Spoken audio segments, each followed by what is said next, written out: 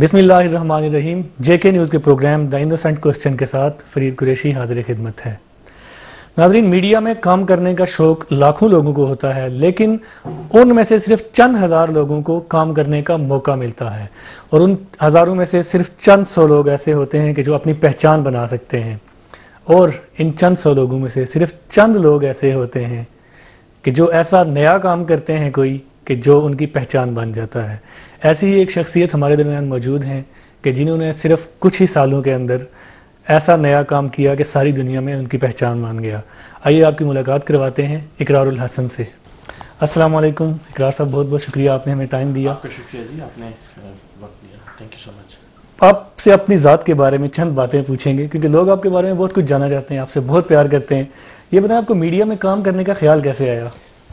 ہاں، یہ بڑا مشکل سوال ہوتا ہے. اکثر وہ یہ پوچھتے ہیں لوگ کہ جی کہ آپ کو بچپن سے ہی شوق تھا، لیکن بدقسمتی سے یا خوش قسمتی سے جب ہمارا بچپن تھا تب اینکر ہونا یا میڈیا میں کام کرنا آپشن ہی نہیں تھا، بیکاز میڈیا ہی موجود نہیں تھا. صحیح.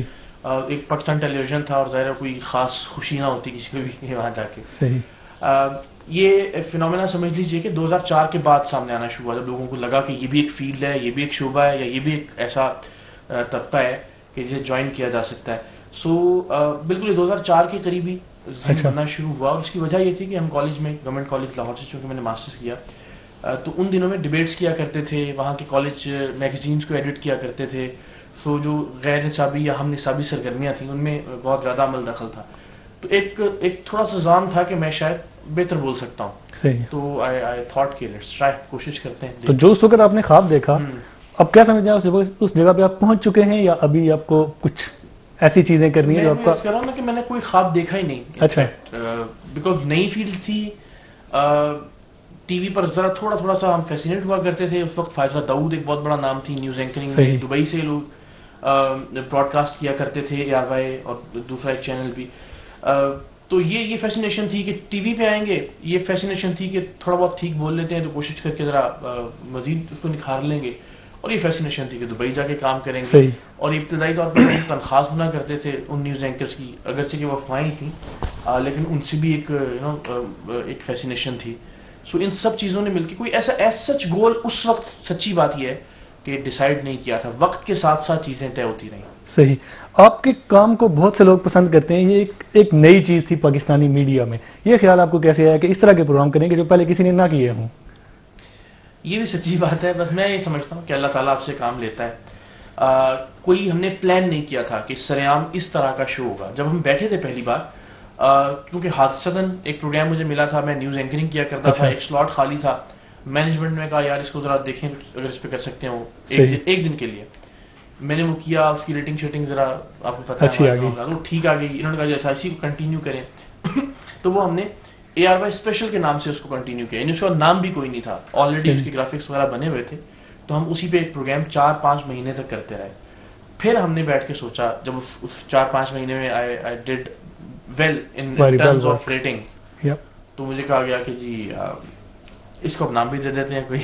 صحیح. تو پھر ہم بیٹھ کے ہم نے اس کا ایک نام تجویز کیا جو کہ سرعام تھا، اور طے یہ پایا کہ ہم اسے ایک اوپن اینڈڈ پروگرام رکھیں گے. ہم اسے ڈاکیومنٹری بھی بنا سکیں گے کسی وقت، ہم اس میں ٹاک شو بھی کر سکیں گے، ہم اس میں آڈینس کے ساتھ بھی بات چیت ہو سکے گی. اس میں ہم چھاپے بھی ماریں گے. اس میں یعنی اس میں ہم کوئی قدغن یا پابندی نہیں ہوگی کہ اس میں ہم یہ نہیں کر سکتے. اسے ایک بالکل کھلا جو ہے پروگرام چھوڑ دیں گے، اور جس وقت جس ایشو کی زیادہ ضرورت محسوس ہوگی اس پہ کام کریں گے.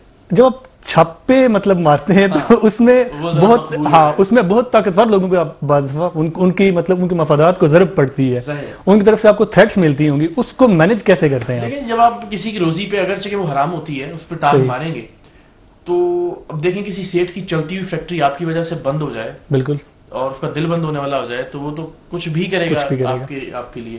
ابتدان یہ ہوتا ہے کہ سر کچھ لے دے کر لیتے ہیں، اب بیٹھے ہیں بات کرتے ہیں. انیشلی آپ کو وہ لالچ دینے کی یا آفرز کی یا پیشکشوں کی بات کرتے ہیں. پھر اگلا مرحلہ یہ ہوتا ہے کہ جناب وہ منت ترلا بھی کرتے ہیں، سفارشیں بھی کرواتے ہیں. پھر جب کہیں پہ کچھ نہیں بس چلتا تو پھر وہ دھمکیاں پہ ہوتے ہیں. اچھا کچھ لوگ ہیں وہ شروع ہی دھمکیوں سے کرتے ہیں، وہ آن کیمرہ بھی دھمکیاں دیتے ہیں. اور بہت بار ایسا ہوا کہ جی آپ کا یہ آخری شو ہوگا یا بس آپ کو ہم دیکھ لیں گے اور اس طرح کی چیزیں. لیکن میرا یہ خیال ہے اب اتنی دعائیں الحمدللہ ملتی ہیں، جب بھی لوگوں سے ملتے ہیں اتنا پیار ملتا ہے کہ مجھے لگتا ہے کہ وہ دعائیں انشاءاللہ صحیح بات ہے. آپ کو بہت لوگ دعائیں دیتے ہیں، یہ تو میں نے بھی آپ کے ساتھ چند دن گزارے ہیں، مجھے پتہ چلا ہے. آپ کو محسوس نہیں ہوتا کہ ان دعاؤں کی وجہ سے آپ کو ذمہ داری کا احساس بڑھ جاتا ہے؟ آپ سمجھتے ہیں کہ اب شاید آپ کو مطلب آپ کی سوچ بدل جاتی ہے کہ اب میں نے ہمیشہ یہ سوچا ہے کہ دیکھیں کبھی بھی یہ حیثیت نہیں تھی، کبھی بھی یہ اوقات نہیں تھی اتنی کہ آپ پاکستان میں ہوں، پاکستان سے باہر ہوں، ان ممالک میں ہوں جہاں 100 پاکستانی رہتے ہیں، وہاں پہ بھی آپ کو پاکستانی ملیں اور دعائیں دیں اور آپ کو اپنا کام نہ کرنے دیں جو آپ کرنے کے ہیں، ظاہر ہے ان کی محبت ہے. تو کبھی مجھے نہیں لگتا تھا کہ میں یہ ڈیزرو کرتا ہوں. آج تک جو پروگرام ساری دنیا کر رہی ہے، پتہ نہیں اللہ عزت دینے والا ہے کہ اس میں ایسا کیا تھا کہ جو عوام کو پسند آ گیا. لیکن جیسے ہی کوئی گلے مل کے آنکھوں میں آنسوؤں کے ساتھ آپ کو دعا دیتا ہے، جیسے ہی کوئی یہ کہتا ہے، آپ گواہ ہیں کہ مقام ابراہیم کے سامنے کھڑے ہو کے میں نے آپ سے ملنے کے لیے دعا کی تھی اور میں نے آپ کے لیے دعا کی تھی. مکہ مکرمہ سے، مدینہ سے کالز آتی ہیں کہ آپ کے لیے ہم دعا کرتے ہیں روضہ رسول صلی اللہ علیہ وسلم پہ جا کے. میرا خیال ہے کہ اس کے بعد رات کو نیند پھر بڑی مشکل ہو جاتی ہے. آپ سونے سے پہلے جو ہے نا کوئی 1.5 گھنٹہ بڑا مشکل گزرتا ہے کہ یار اب میں ایسا کیا کروں ان لوگوں کے لیے. مجھے ہمیشہ سچ بولنا ہے، ایسا کیا کھوجوں، ایسی کیا چیز لاؤں جو ان کی زندگیوں کو تبدیل کر سکے. تو وہ ذمہ داری یقیناً بڑھتی ہے. تو جو آپ پروگرام کرتے ہیں ان کا کوئی فالو بیک ملتا ہے آپ کو؟ آپ کیا سمجھتے ہیں کہ معاشرے میں اس کی وجہ سے چینج آ رہا ہے کوئی؟ دیکھیں میں ہمیشہ یہ بات کہتا ہوں، ہماری قوم کا مزاج یہ ہے کہ ہم پوری جان لگاتے ہیں، صحیح، اور جان لگانے کے بعد جب اس کا رزلٹ نہیں ملتا نا پھر ایک دم سے دھڑام سے نیچے بیٹھ جاتے ہیں. اور ہم چاہتے ہیں کہ راتوں رات ہی کوئی 100% تبدیلی اور انقلاب آ جائے. میں نے وقت کے ساتھ ساتھ یہ سیکھا ہے کہ چیزیں ایسے ٹھیک نہیں ہوں گی. صحیح، چیزوں کو تھوڑا وقت لگے گا بہتر سمت میں گامزن ہونے میں، انہیں ہمیں ٹائم دینا چاہیے. میں اسی نیت کے ساتھ کام کرتا ہوں، بغیر کوئی زیادہ توقع وابستہ کیے کہ یہ فیکٹریاں بند ہو جائیں گی، لوگ ٹھیک ہو جائیں گے، ایسا نہیں. 1% تبدیلی بھی اگر ہر ایک پروگرام کے بعد آتی رہے، کوئی ایک شخص تبدیل ہو جائے، کسی ایک شخص میں شعور آ جائے اس ایک پروگرام سے متعلق، کوئی ایک فیکٹری ہم سالوں بعد بند کروانے میں چلیں کامیاب ہو جائیں، تو مجھے لگتا ہے میں اور میری ٹیم اپنے حصے کا کام ہم کر چکے ہیں. ہاں یہ 100% اگر انقلاب کی بات کریں یا کہیں جی بالکل فالو اپ ہوتا ہے اور سب چیزیں ٹھیک ہو جاتی ہیں، ایسا نہیں ہوتا. برطانیہ میں آپ پچھلے تقریباً 2 ہفتوں سے موجود ہیں، یہاں پہ آپ کی ملاقاتیں بھی ہوئی ہیں اپنی کشمیری اور پاکستانی کمیونٹی سے.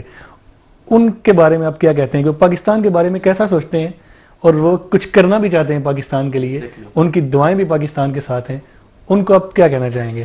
دیکھیں اچھا اتفاق کی بات ہے کہ یہاں کشمیری بھائیوں سے ذرا زیادہ ملاقات ہوئی ہے اور اب لگتا ہے ایسا ہی ہے کہ وہ شاید زیادہ محبت اور زیادہ پیار کرتے ہیں. آپ کی سوری بات کٹ رہی ہے، میں نے یہ نوٹ کیا ہے کہ جو کشمیری ہیں وہ شاید پاکستانیوں سے زیادہ آپ سے پیار کرتے ہیں.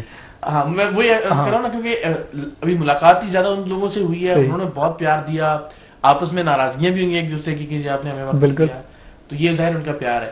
الحمدللہ جی میں بڑا شکر گزار ہوں. مجھے ویسے یہ اندازہ تھا پاکستان میں رہتے ہوئے بھی جو آزاد کشمیر سے فیڈ بیک آتا ہے، اور مجھے تھوڑی شرمندگی بھی ہے کہ ہم ابھی آزاد کشمیر کے مسائل پہ کچھ طرح سے کوئی بڑا پروگرام نہیں کر سکے. لیکن انشاءاللہ العزیز اب وہ جو محبت ملی ہے اس نے ذرا تھوڑا حوصلہ دیا کہ ہم اس جانب بھی آگے جائیں، اور قریب آپ دیکھیں گے بھی. پاکستان سے متعلق مجھے اتنی خوشی ہوئی، یقین جانیے آپ، کہ یہاں پہ یہ تاثر ہونا بھی نہیں چاہیے اور ہے بھی نہیں. الحمدللہ وہ پاکستانی ہو کر ہی سوچتے ہیں، پاکستانی بن کر ہی سوچتے ہیں. پاکستان کے تصور کے بغیر کوئی بات آپ تصور بھی نہیں کر سکتے یہاں کشمیری بھائیوں سے. تو بڑا اچھا لگا، یہاں پہ اتنا پازیٹیو تھا، یہ اتنا ہی دکھ اور درد محسوس کر رہے تھے سارے ایشوز سے متعلق، اور بالکل ایسا لگ رہا تھا کہ جیسے ان کے دل اسی طرح سے ان سب کے ساتھ دھڑک رہے ہیں. آپ نے وہ شعر سنا ہوگا، ہمارے ایک دوست نے سنایا تھا، رفیق مغل صاحب نے، کہ سندھ سرحد پنجاب بلوچستان میں رہتا ہوں، میں کشمیر ہوں سارے پاکستان میں رہتا ہوں.